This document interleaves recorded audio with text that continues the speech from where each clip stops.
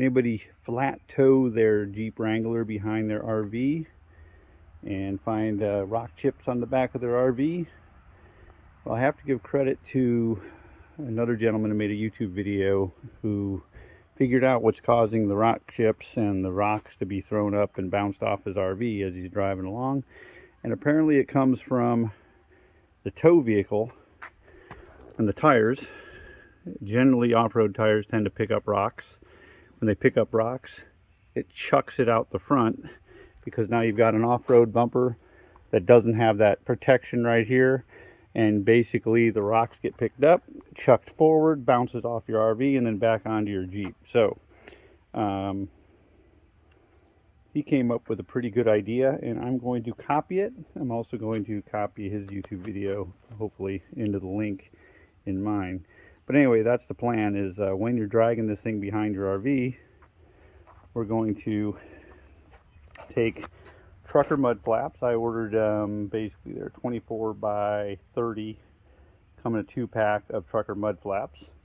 I cut them into 2 pieces, 15 inches wide, 24 inches tall, and then I've got a couple pieces down here. You see, this piece is going to weld to the frame just behind the bumper on the Jeep, and then this piece mounts to the mud flap, and then you just slide them together, put a hitch pin on, it holds it in place. The rocks bounce off the front of the trucker mud flap instead of throwing into your RV. So that's the theory and the removable. So we'll see how this goes.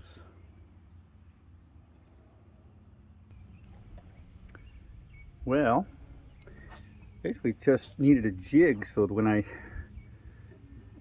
set the bar on there, I can actually clamp it in place and weld it to the I call it the horn. There's that little horn piece that sticks down that on the factory bumper. A lot of people cut that off. I decided not to when I put this bumper on, because just in case I wanted to put it back.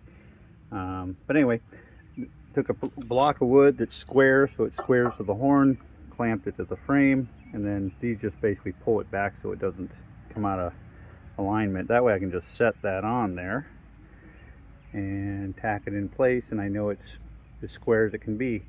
Ground down the paint off the metal. Always do that before you weld.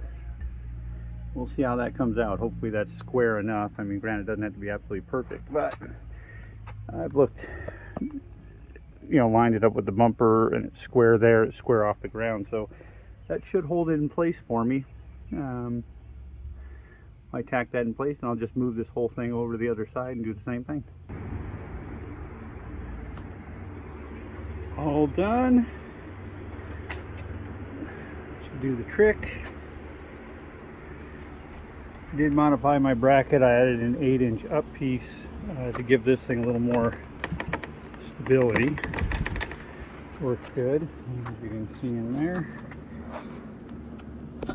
Basically, pin comes out, slides right off.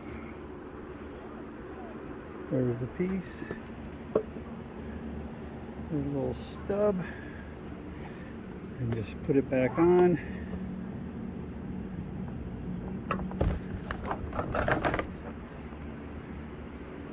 Slide it on.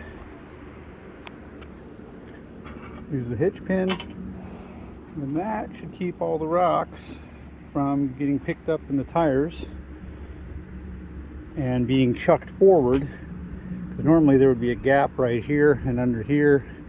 These are just standard all-terrains, but if I change it out to mud terrains, you tend to pick up a little more rocks. So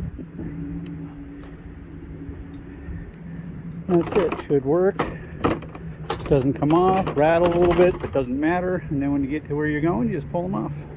So I'll do maybe before I post this video, I'll probably wait till after I've taken a trip with these things to see how they hold up.